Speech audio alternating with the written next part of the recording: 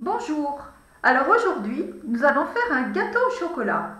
Pour faire ce gâteau au chocolat, nous avons besoin des ingrédients suivants.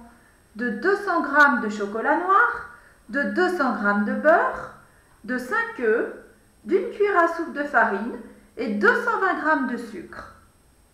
Alors, la première étape, il va d'abord falloir faire préchauffer le four. Pour cela, tu vas demander à une grande personne de faire chauffer le four à 190 degrés.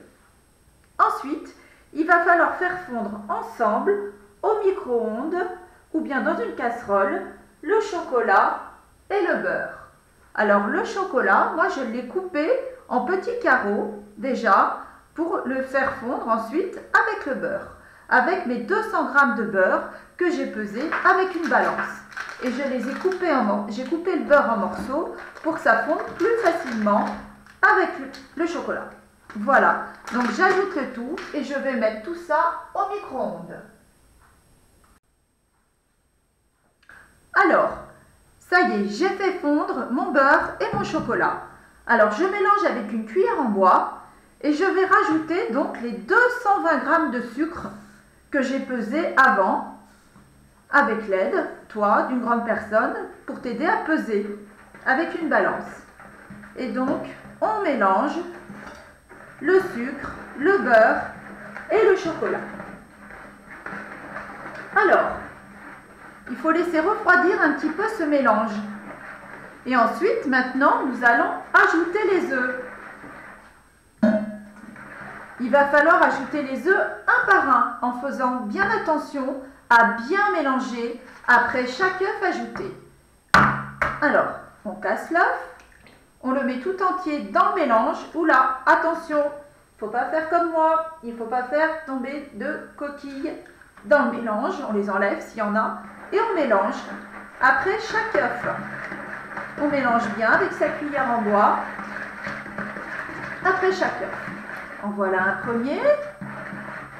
Voilà, il faut faire ça avec les 5 œufs. Alors ça y est, j'ai ajouté mes 5 œufs. Donc je fais attention à bien mélanger après chaque nouvel ajout d'œufs. Ensuite, donc je mélange bien. Il faut vraiment obtenir une pâte bien lisse, bien homogène. Je mélange bien et maintenant je vais ajouter la farine. Alors il en faut seulement une cuillère à soupe. Voilà, donc j'ajoute ma farine et je mélange encore. Voilà, il ne faut plus du tout qu'on voit la farine. Voilà, donc il faut bien mélanger. Il ne faut plus du tout voir les petits points blancs de la farine. Alors, maintenant que c'est bien mélangé, et bien voilà, la préparation est terminée. Il n'y a plus qu'à ajouter dans un moule rond, qu'on aura bien beurré avant. Et puis, on va mettre la pâte qu'on vient de faire dans le moule.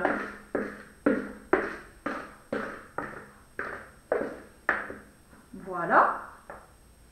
Alors, tu peux aussi utiliser une spatule souple pour bien racler le fond du moule ou te faire aider. Voilà, mais il n'y a plus qu'à mettre le gâteau dans le four et le faire cuire pendant 22 minutes.